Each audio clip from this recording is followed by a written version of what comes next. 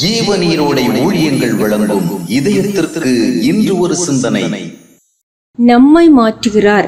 தேவ பக்தி மிக்க ஒருவர் பணிபுரிந்த அலுவலகத்தில் அவருடன் பணிபுரியும் சிலர் எந்த காரணமும் இல்லாமல் அவருக்கு பல தொந்தரவுகளை கொடுத்து கொண்டிருந்தனர். அவர்களின் அநீதிகளினால் மன கஷ்டமடைந்த அவர் அதிக பாரத்தோடு ஜெபித்தார். அவர்களின் பொல்லாத மனநிலைகள் மாறிட எவ்வளவோ மன்றாடியும் எந்த மாற்றமும் அவர்களிடம் ஏற்படவில்லை. ஒரு நாள் மிகவும் சோர்ந்து போய் ஜெபித்த வேளையில் அவருக்குள் யாரோ எதையோ சொல்வது போல உணர்ந்தார். மகனே, நீ அவர்களை மாற்றிட மன்றாடி கொண்டிருக்கின்றாய், நானோ உன்னை மாற்றுவதில் தீவிரமாயிருக்கிறேன். தேவனுடைய ஆவியால் கொடுக்கப்பட்ட அந்த உணர்வை அவரால் புரிந்து கொள்ள முடிந்தது. இது போன்ற சூழ்நிலைகளின் வழியாய் தேவன் தன்னை அவருக்கேற்றபடி மாற்றிக் கொண்டிருக்கின்றார் என்பதை உணர்ந்த போது அவர் தனக்குள் பெரிய சமாதானத்தை பெற்றார். சில நேரங்களில் மற்றவர்களின் மாறாத தவறான மனநிலைகளின் வழியாக தேவன் தம்முடைய பிள்ளைகளை தமக்கேற்றபடி மாற்றி அமைக்கின்றார் என்பது உண்மை.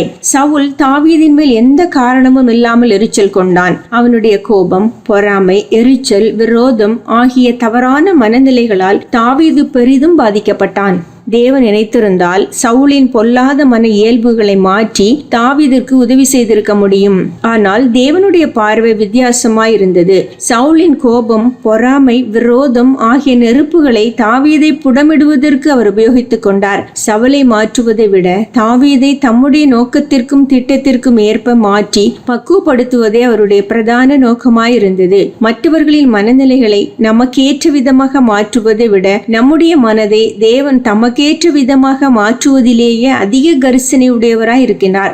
மற்றவர்களின் கோபம், எரிச்சல், விரோத மனப்பான்மை, பொறாமை, அநீதியான சிந்தை ஆகியவற்றை மாற்றுவதை விட அவைகளின் மூலம் தம்மை விசுவாசிக்கின்றவர்களை தாழ்மை, பொறுமை, சாந்தம், சகிப்புத்தன்மை ஆகிய விசேஷ பண்பு நிலைகளை உடையவர்களாக மாற்றுவதிலேயே அதிக கவனமுடையவராக இருக்கின்றார். நம்முடைய ஜபங்கள் மற்றவர்களின் பொல்லாத மனநிலைகளை மாற்றவில்லை எனில் நாம் அவைகளை பொறுமையாய் சகிக்கவும் ஏற்கவும் தாங்கவும் தக்கதாக நம்மை தேவன் மாற்றிட நம்மை ஒப்புக் கொடுக்க வேண்டும். அது ஒரு பெரிய சமாதானத்தை. நம்முடைய ஜபங்கள் மற்றவர்களின் பொல்லாத மனநிலைகளை மாற்றவில்லை எனில் நாம் அவைகளை பொறுமையாய் சகிக்கவும் ஏற்கவும் தாங்கவும் தக்கதாக நம்மை தேவன் மாற்றிட நம்மை ஒப்புக் கொடுக்க வேண்டும். அது ஒரு பெரிய சமாதானத்தை நமக்கு கொண்டு வரும்.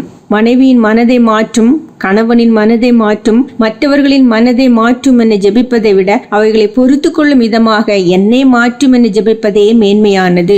சிந்தனைக்கு, உன்னை நீ தாழ்த்துவது தாழ்மையின் அடையாளம். பிறர் உன்னை தாழ்த்தும் போது தாங்கிக் கொள்ளுவதே அது நிரூபணம். உன்னை நீ தாழ்த்துவது தாழ்மையின் அடையாளம். பிறர் உன்னை தாழ்த்தும் போது தாங்கிக் கொள்ளுவதே அது நிரூபணம்.